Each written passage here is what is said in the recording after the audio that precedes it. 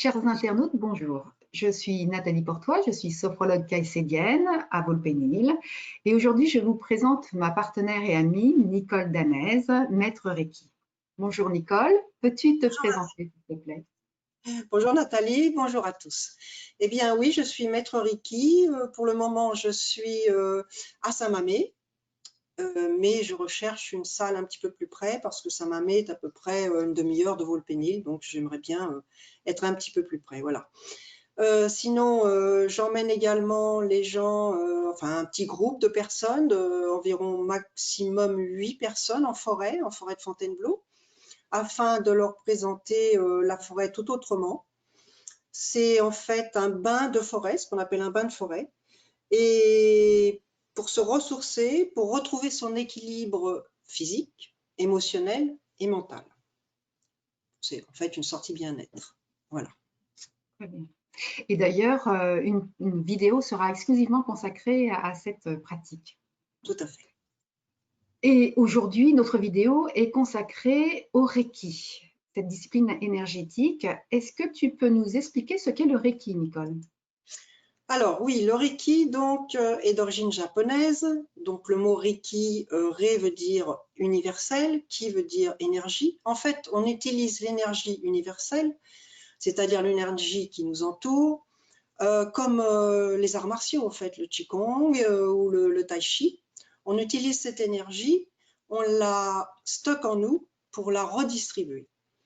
Alors, cette énergie universelle vient du Japon, c'est Mikao Usui, qui est né en 1865 et qui est décédé en 1926, qui en fait, après une longue quête personnelle, a fondé une école de cette pratique afin que tout le monde puisse la pratiquer.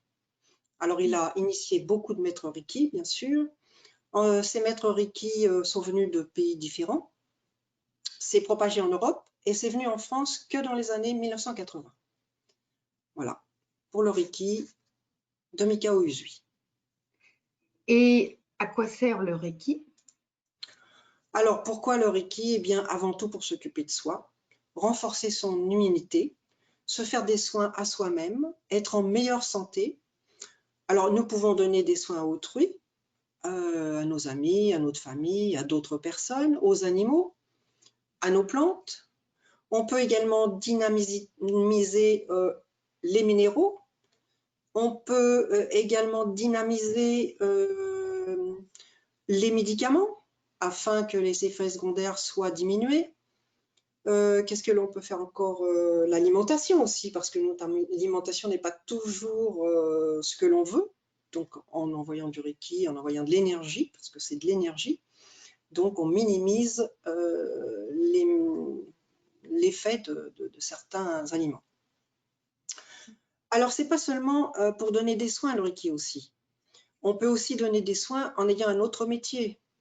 Par exemple, sophrologue, kiné, les arts martiaux, l'art-thérapie, pompiers, infirmières, je ne sais pas, ostéopathie, etc. Et même les boulangers. Parce que le Reiki est avant tout un outil d'éveil, un art de penser, un art de vivre. C'est une autre façon de voir les choses. Alors, pas besoin de dons particuliers pour apprendre ce Reiki, cette façon de donner des soins ou de se donner des soins à soi-même. Donc, pas de dons particuliers. Et je pratique grâce à toi maintenant le Reiki. Et c'est vrai qu'un peu comme la sophrologie, c'est une façon effectivement de voir la vie avec la possibilité justement de pouvoir nous prendre en main hein, et de nous soigner, de nous soulager. Et ça, c'est vraiment énorme. Que traite-t-on, Nicole, avec le Reiki? Alors, on traite bien toutes les causes profondes de nos mal-être et de nos dysfonctionnements, que ce soit physique, émotionnel ou mental. Pour être en pleine forme, l'énergie doit circuler librement. Alors, sur le plan physique, eh bien, on traite un large éventail de douleurs, que ce soit des foulures, déchirures, des maux de dos, d'estomac, migraines, des tensions, enfin tout ce qu'il y a de physique en fait. Et dans ce sens, il permet bien souvent de diminuer les traitements antalgiques et également de favoriser grandement la cicatrisation. Mais je rappelle quand même que de toute façon, ça ne remplace pas le docteur, ça ne remplace pas les médicaments. Je dis bien que ça peut les diminuer parce qu'on souffre moins, la cicatrisation vient plus rapidement, etc. Alors ça, c'est pour le plan physique. Pour le plan émotionnel, eh bien, le Reiki facilite grandement les prises de conscience et libération émotionnelle. Souvent, nos émotions nous dépassent, hein, on doit bien le dire, nous perturbent, nous stressent et nous rendent malades. Alors, le Reiki libère ce trop-plein d'émotions, de stress. Donc, sur le plan émotionnel, on observe que le Reiki a une action libératrice et stabilisante. On a un lâcher-prise. Alors maintenant, sur le plan mental, dans notre société actuelle, le mental gouverne quand même beaucoup l'être humain. Ça tourne en boucle, comme on dit. Ainsi, le Reiki permet de se ressourcer, favorisant un meilleur équilibre de soi, être à l'écoute de soi, de ses ressentis, de ses intuitions. Donc, sur le plan mental, le Reiki a donc une action harmonisante et équilibrante. Alors, j'aimerais témoigner justement sur les soins au niveau du plan physique parce que je me suis rendu compte donc en pratiquant ces fameux autotraitements que je suis très sujette aux hématomes. Donc, je marque très facilement et c'est impressionnant de voir que mes hématomes disparaissent en très peu de temps grâce à l'énergie Reiki. De la même façon, une fois, je m'étais coupée, j'ai mis mon pouce entre mes mains en ayant invoqué le Reiki et j'étais impressionnée de la vitesse à laquelle je ne saignais plus et que la plaie, en fait, voilà, c'était résorbé. C'était impressionnant. Sur le plan émotionnel, je me sers justement de l'énergie Reiki quand je me fais mes pratiques sophroniques, voilà, tu disais tout à l'heure, et j'aide justement à évacuer quand je fais le sophrodéplacement du négatif, pour ceux qui connaissent la sophrologie. Eh bien, je ne fais pas uniquement le déplacement du négatif de l'intérieur qui me crée des tensions, mais je le fais aussi sur mes différentes auras maintenant, puisque j'en ai conscience, et je viens libérer au maximum eh bien, voilà, toutes ces émotions négatives qui pourraient encore m'impacter. Et forcément, au niveau mental, on sait que, enfin moi je sais que je ne suis plus seule, si je puis dire, je peux prendre soin de moi et avoir de l'aide grâce à cette énergie.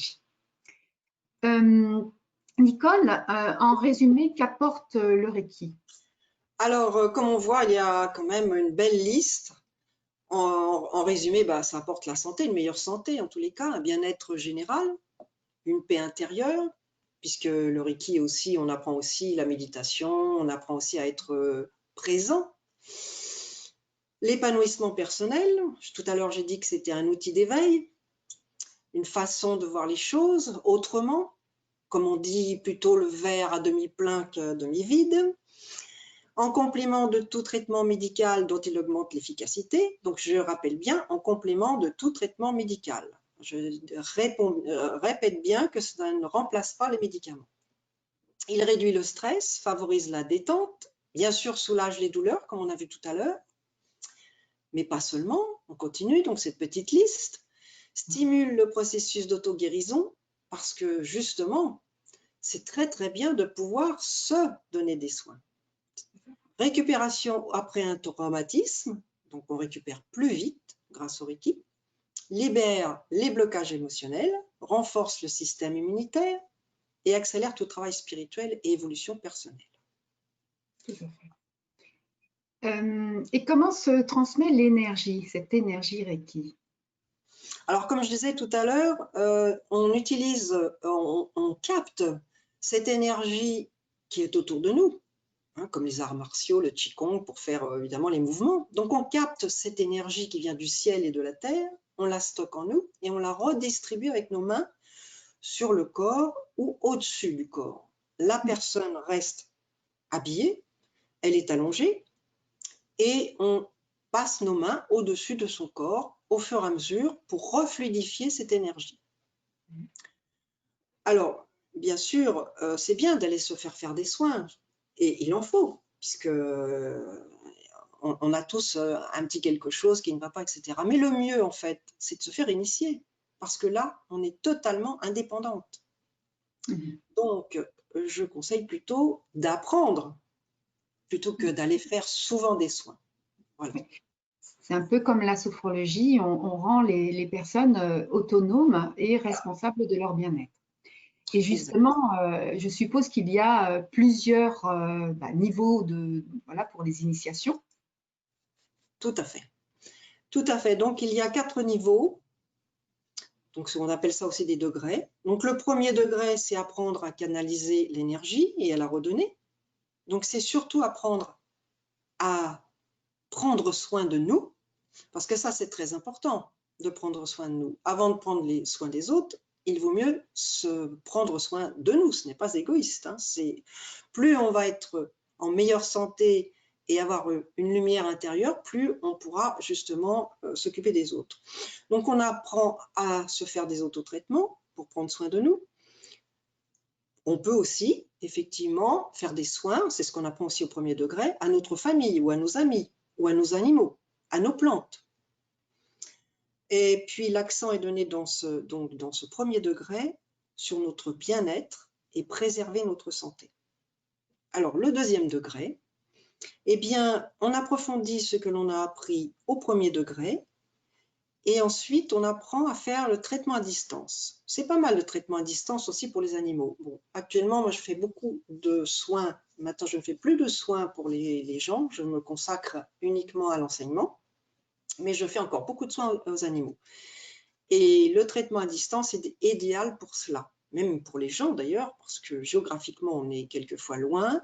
L'emploi du temps n'est pas toujours idéal. Et le traitement à distance est parfait pour cela.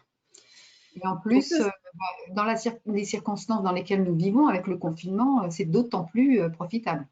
Complètement. On apprend aussi à purifier les maisons, à les nettoyer. Et l'accent dans ce deuxième degré donc, est donné sur l'émotionnel et le mental. Alors, le troisième degré, eh bien, on pratique des soins plus spécifiques dans ce troisième degré. Et on donne l'accent sur la conscience et la communication. Alors, la conscience, bien sûr, on doute un petit peu de ce que c'est, la communication, eh bien, les mots aussi, les paroles, etc. Donc, on donne plus l'accent sur ces deux émotions. Et donc, le troisième degré, on a un niveau également vibratoire qui s'élève. Et puis, on a plus aussi, notre système immunitaire se renforce dans ce troisième degré. Alors, le quatrième degré, c'est fait pour former des maîtres Reiki, donc uniquement à l'enseignement. Et alors, ces degrés, chaque degré se font sur 2 jours complets. Justement, tu m'as initiée aux 2 premiers degrés et j'ai vraiment envie de connaître le troisième puisqu'il est consacré à la conscience en partie et donc en tant que sophrologue, bien évidemment, c'est un peu mon dada, on doit bien le dire. Oui, bah écoute, pour tout renseignement, donc vous pouvez me joindre sur cette adresse mail. Je donnerai tous les détails dont vous avez besoin parce que là, bon, on est allé un petit peu dans l'essentiel. Donc, il y a énormément de détails sur lesquels je peux vous donner, mais là, aucun problème. Vous pouvez m'écrire et je répondrai. Il n'y a aucun souci là-dessus. Voilà. Donc, ces coordonnées seront aussi mises sous cette vidéo pour un accès plus rapide. Et donc, si vous avez aimé cette vidéo, nous vous invitons à la partager, bien évidemment. Et nous vous donnons rendez-vous avec Nicole dans d'autres vidéos, justement, qui va vous permettre de découvrir son activité, entre autres, de bain de forêt et de connexion aux arbres. Et donc, nous vous donnons rendez-vous bientôt et nous vous souhaitons surtout une excellente journée. À bientôt. À bientôt. Merci à tous.